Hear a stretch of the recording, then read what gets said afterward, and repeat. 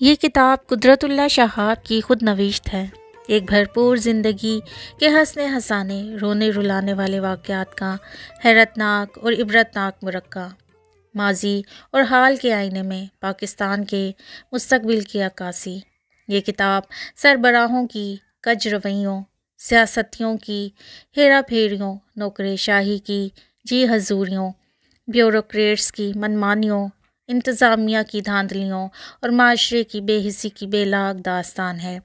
انگریز کا راج، ہندو کا سماج، سکھوں کا مزاج، مسلمانوں کا چمچماتا ہوا چراغ، داخلہ اور خارجہ پالیسیوں کے لیل و نہار، بااعتماد اور ناقابل اعتماد دوست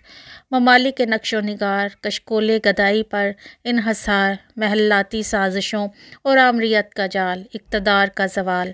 مارشل لاؤں کا جنجال، جہاد کشمیر اور جزوی آزادی، UN کی قراردادوں کی بے حرمتی اور بے ثباتی،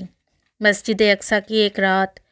دین مبین کی تجلیات، قلب و نظر کے مشاہدات، تزکیہ نفس کے معاملات۔ کتاب کے آخر میں پاکستان کے بارے میں چند اندازے اور اسلام کے فیوز و برکات اور ذاتی مشاہدات شامل کر کے مصنف نے اس خود نوشت کو نئی جہت عطا کرتی ہے، جس کا نام ہے شہاب نامہ۔